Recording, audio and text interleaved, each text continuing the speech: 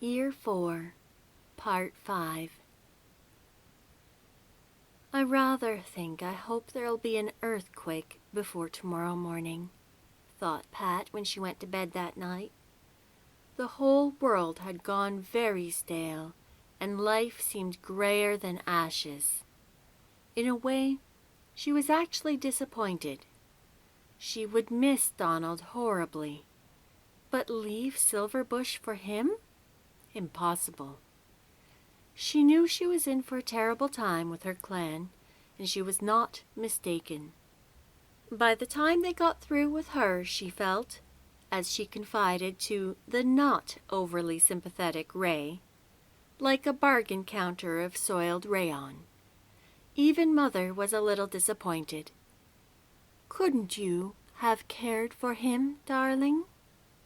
"I thought I could. I thought I did, Mother. I just can't explain. I'm dreadfully sorry. I'm so ashamed of myself. I deserve everything that is being said of me. But I couldn't." Everybody was saying plenty. All her relatives took turns heckling her about it. Long Alec gave her a piece of his mind. "But I didn't love him, Father. I really didn't," said poor Pat miserably. "It's a pity you didn't find out a little sooner," said Long Alec sourly. "I don't like hearing my daughter called a jilt. No, don't smile at me like that, miss. Let me tell you, you trade too much on that smile. This is past being a joke. You'll go through the woods and pick up a crooked stick yet," warned Aunt Edith darkly. "There's really been too much of this, Aunt Edith," protested Pat, feeling that any self-respecting worm had to turn sometime. "I'm not going to marry anybody just to please the clan." "What can she be wanting in the way of a husband?" moaned Aunt Barbara. "Heavens knows," said Aunt Edith, but in a tone that sounded very dubious of Heaven's knowledge. "She'll never have such a chance again." "You know, you aren't getting any younger, Pat," Uncle Tom objected mildly. "Why couldn't you have cottoned to him?" Pat was flippant, to hide her feelings. "My English and Scotch blood liked him, Uncle Tom, but the French didn't, and I was none too sure about the Irish." Uncle Tom shook his head. "If you don't watch out, all the men will be grabbed," he said gloomily. "Bows aren't found hanging on bushes, you know." "If they were, it would be all right," said Pat, more flippantly than ever. "One needn't pick them, just let them hang." Uncle Tom gave it up. What could you do with a she like that? Aunt Jessie said the Selbys were always changeable, and Uncle Brian said he could always have told her that Pat was only making a fool of young Holmes for her own amusement, and Aunt Helen said Pat had always been different from anybody else. "A girl who would rather ramble in the woods than go to a dance? Don't tell me she's normal." Most odious of all was the sympathetic Mrs. Binney, who said when she met her, "You seem to have bad luck with your beaux, Pat dearie, but never be cast down, even if he has slipped through your fingers. There's a good fish in the sea as ever come out of it.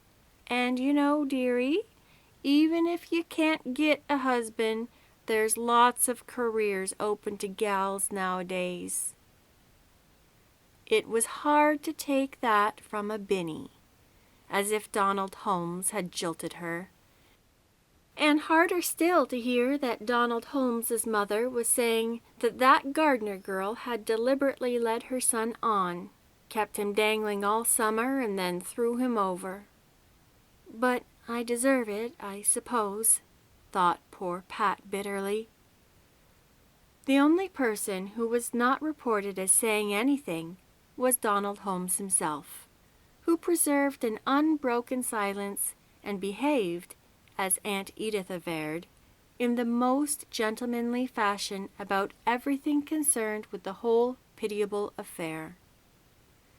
Judy was upset at first, but soon came round when everyone else was blaming her darling, and recollected that Donald Holmes had had a very queer sort of great-uncle, a bit of a miser, and always went about as shabby as a singed cat.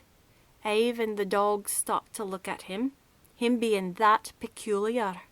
And I'm mindin' there did be a cousin somewhere on the mother's side dressed up in weeds and went to church wedding of a man who had jilted her. Oh, and it's liable to crop out any time, and that I will declare and maintain. Sid, too, to Pat's surprise, stood up for her. Let her alone. If she doesn't want to marry Donald Holmes, she doesn't have to. Pat lingered late in the garden one night. There was a mirth of windy trees all about Silver Bush, and a misty, cloud-blown new moon hanging over it.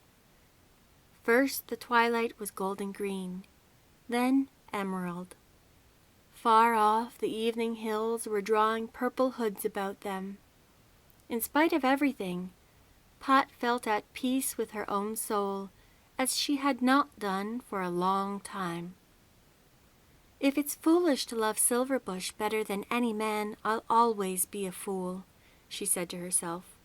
Why, I belong here. What an unbelievable thing that I was just on the point of saying something to Donald that would have cut me off from it forever. As she turned to leave the garden, she said passionately and quite sincerely, I hope nobody will ever ask me to marry him again. And then a thought darted quite unbidden into her mind. I'm glad I don't have to tell Hilary I'm engaged.